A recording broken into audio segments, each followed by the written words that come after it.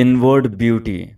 I'm sure we all have sometime or other experienced a great sense of tranquility and beauty coming to us from the green fields, the setting sun, the still waters, or the snow capped peaks. But what is beauty? Is it merely the appreciation that we feel, or is beauty a thing apart from perception? If you have good taste in clothes, if you use colors that harmonize, if you have dignified manners, if you speak quietly and hold yourself erect, all that makes for beauty, does it not? But that is merely the outward expression of an inward state, like a poem you write or a picture you paint. You can look at the green field reflected in the river and experience no sense of beauty, just pass it by. If, like the fisherman, you see every day the swallows flying low over the water, it probably means very little to you. But if you are aware of the extraordinary beauty of something like that, what is it that happens within you and makes you say, "How very beautiful"? What goes to make up this inward sense of beauty? There is the beauty of outward form, tasteful clothes, nice pictures, attractive furniture, or no furniture at all with bare, well proportioned walls, windows that are perfect in shape, and so on. I am not talking merely of that, but of what goes to make up this inward beauty. Surely, to have this inward beauty, there must be complete abandonment, the sense of not being held, of no restraint, no defense, no resistance. But abandonment becomes chaotic if there is no austerity with it. And do we know what it means to be austere?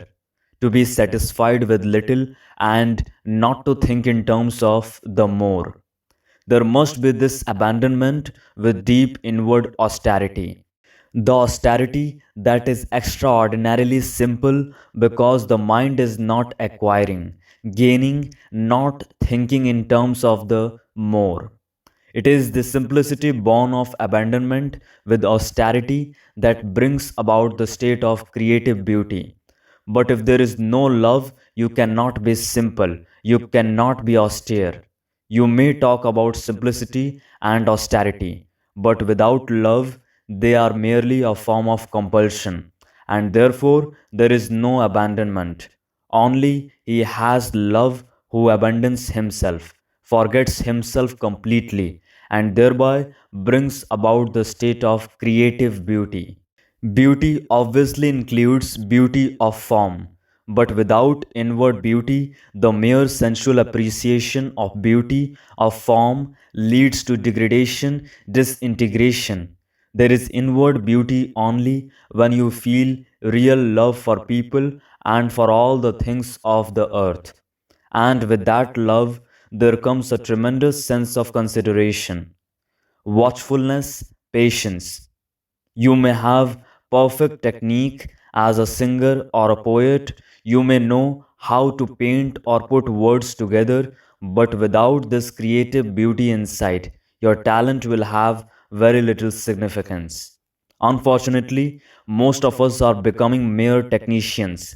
We pass examinations, acquire this or that technique in order to earn a livelihood, but to acquire technique or develop capacity without paying attention to the inner state brings about ugliness and chaos in the world.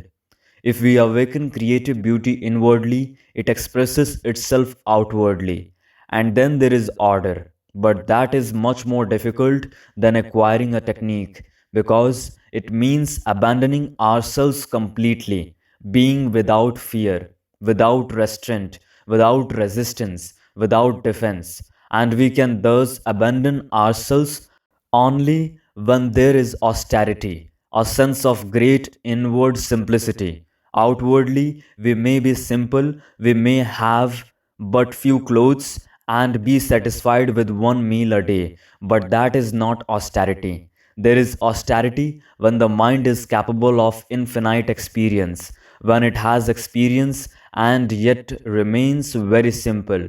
but that state can come into being only when the mind is no longer thinking in terms of the more, in terms of having or becoming something through time. What I'm talking about may be difficult for you to understand, but it is really quite important. You see, technicians are not creators, and there are more and more technicians in the world. People who know what to do and how to do it, but who are not creators.